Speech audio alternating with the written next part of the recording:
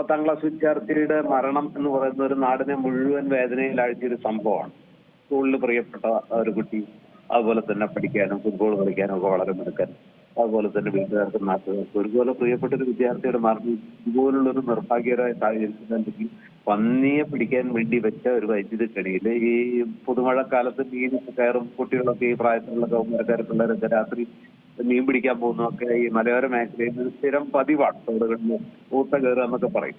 അല്ലെ പുതുമീൻ ചേർന്ന ആ ഒരു സമയത്ത് മീൻ പിടിക്കാൻ പോകുന്നതൊക്കെ ഒരു പതിവ് ഇതാണ്. കൗമാരത്തിലെയും യൗവന ആരംഭത്തിലേക്ക് ചില തമാശകളും ഇത്തിരി സാഹസികതയൊക്കെ ചേർന്ന് സംഘം ചേർന്ന് പോകുന്നതൊക്കെ നല്ല ഓർമ്മകൾ സമ്മാനിക്കുന്ന കാര്യങ്ങളാണ്. അതൊരനുഭവമാണ്. അങ്ങനെ പോയ ഒരു കുഞ്ഞിനെയാണ്, ഒരു 10ാം ക്ലാസ് വിദ്യാർത്ഥിയാണ് പന്നിക്കണി ഒരുക്കി വെച്ച ആ കെണിയിലേക്ക്, ആ വെള്ളത്തിലേക്ക് ഇറക്കിയിട്ട വൈദ്യുതി ലൈനിൽ നിന്ന് നേരിട്ട് കറണ്ട് എടുത്ത് കാലങ്ങളായിട്ട് ഇങ്ങനെ പന്നിയെ പിടിക്കുന്ന, ഇറച്ചിക്ക് വേണ്ടി പന്നിയെ പിടിക്കുന്ന ഒരു കെണിയിലേക്ക് അത് പെടുകയാണ് ചെയ്തത്. സത്യത്തിൽ അതൊരു അപകടമാണ്, യാതൊരു സംശയമില്ല.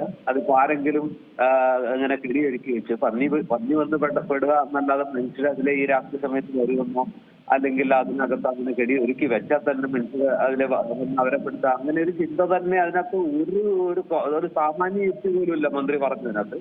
അതൊരു ഗൂഢാലോചനയുടെ ഭാഗമാണ് അപകടം എന്നൊക്കെ പറയുന്നത് അതിൽ അന്വേഷിക്കണം. ആ പ്രതി ആരാണ്, പ്രതിയുടെ ഉദ്ദേശം എന്താണ്, ഇങ്ങനെയൊക്കെ സത്യത്തിൽ ഇതിനകത്ത് അത് ഒരു മനഃപൂർവ്വമല്ലാത്ത നരഹത്യക്കാണ് പോലീസ് കേസെടുത്തിരിക്കുന്നത്. അത് തന്നെയാണ് അതിനകത്ത് സത്യം.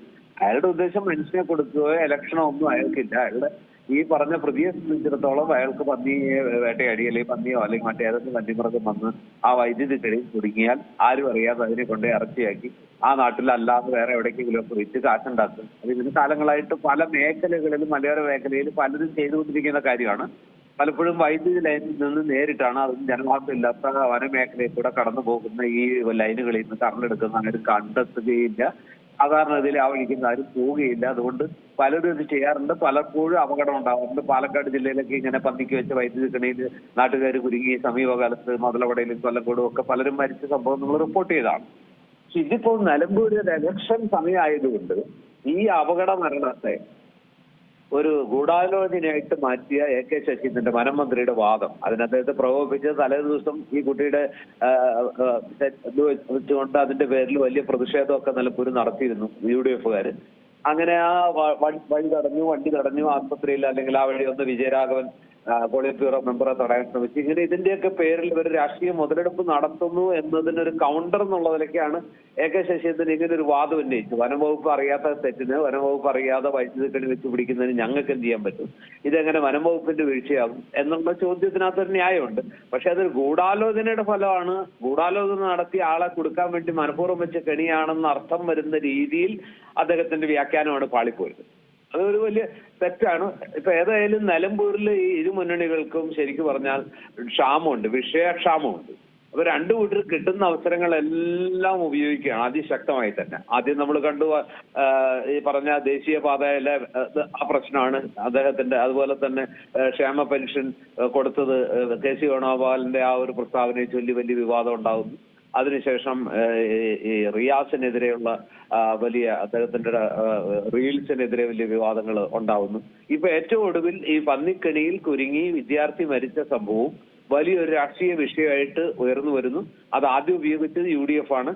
അതിനുശേഷം വളരെ നാടകീയമായ രീതിയിൽ ഒരു കാരണവശാലും ന്യായീകരിക്കാൻ കഴിയാത്ത രീതിയിൽ വനമന്ത്രി പ്രസ്താവന നടത്തുന്നു.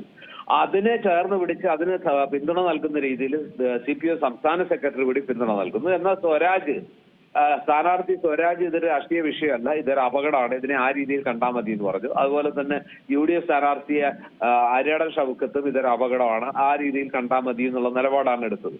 പക്ഷേ വനം മന്ത്രിയുടെ പ്രസ്താവനയും അതിനെ പിന്തുണച്ചുകൊണ്ട് CPM സംസ്ഥാന സെക്രട്ടറിയും ഒരു ഗൂഢാലോചന സിദ്ധാന്തമായിട്ട് രംഗത്ത് വന്നതോടെയാണ് പ്രശ്നം വഷളായതും അത് വലിയൊരു രാഷ്ട്രീയ വിഷയമായതും. ഇന്നിപ്പോ വനം മന്ത്രി അങ്ങനെ ഉദ്ദേശിച്ചിട്ടില്ല എന്ന് പറഞ്ഞ് കൈയൊഴിയാൻ പോവാണ്. കാരണം അദ്ദേഹത്തിന് ഏതെങ്കിലും രീതിയിലൊക്കെ സമ്മർദ്ദം വന്നിട്ടുണ്ടാകും, നിങ്ങൾ പറഞ്ഞ് പാളിപ്പോയി, തെറ്റാണ് എന്ന രീതിയിൽ ഉള്ള ഇതുണ്ടാകും. ഏതായാലും ഇത് രാഷ്ട്രീയ വിഷയം. ഇതിൽ ആരാണ് സ്കോർ ചെയ്തത് എന്ന് നമുക്ക് കൃത്യമായിട്ട് പറയാൻ പറ്റില്ല. എനിക്ക് തോന്നുന്നു ഇതിപ്പോ നിലമ്പൂരിൽ UDF-ഉം അതുപോലെ തന്നെ അൻവർ ഉയർത്തുന്ന മനുഷ്യനും വന്യജീവികളും തമ്മിലുള്ള ആ സംഘർഷത്തിൽ അല്ലെങ്കിൽ സ്ഥിരമായിട്ട് വന്യമൃഗ ശല്യം മൂലം പൊറുതിമുട്ടി ജീവനും സ്വത്തിനും ജീവനോപാധികൾക്കും നിവൃത്തിയില്ലാതെ വലയുന്ന ആ നിലമ്പൂരിലെ കാർഷിക മേഖലയുടെയും മലയോര മേഖലയുടെയും വേദനയുടെയും യാതനയുടെയും പട്ടികയിലേക്ക് ഈ പന്നിക്കടി വെച്ച വിദ്യാർത്ഥിയെ കൊന്ന അല്ലെങ്കിൽ വിദ്യാർത്ഥി മരിക്കാനിടയായ സംഭവത്തെ പെടുത്താൻ പറ്റുമോ എന്ന് എനിക്കറിയില്ല. കാരണം അത് രണ്ടും തമ്മിൽ അത്ര പൊരുത്തപ്പെട്ടു പോകുന്നതല്ല. അവിടേക്ക് എന്ന് പറഞ്ഞാൽ നിരപരാധികളായ നിഷ്കളങ്കരായ നിസ്സഹായരായ കർഷകരുടെ ഭൂമിയിലേക്ക് ആന വരുന്നു, പുലി വരുന്നു, കുരങ്ങുകൾ വരുന്നു, അങ്ങനെ വന്യമൃഗങ്ങളൊന്നും അവരെല്ലാം നശിപ്പിക്കുകയാണ്, ഇടയ്ക്ക് ആളുകളെ ചവിട്ടിക്കൊല്ലുന്നു.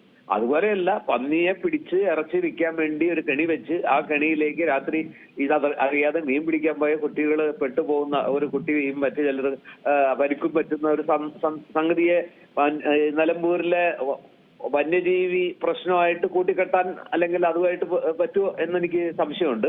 പക്ഷെ ഇവിടെ പ്രശ്നം എന്താ വെച്ചാൽ ഇങ്ങനെ ഒരു സംഗതി നടക്കുന്നു എന്ന് വൈദ്യുതി ബോർഡിനെ മുമ്പേ അറിയിച്ചിരുന്നു. പക്ഷെ അവർ നടപടിയൊന്നും എടുത്തിട്ടില്ല എന്ന് പറയുമ്പോൾ സർക്കാരിന്റെ മേലേക്ക് ഒരു കളങ്കം വരുന്നു.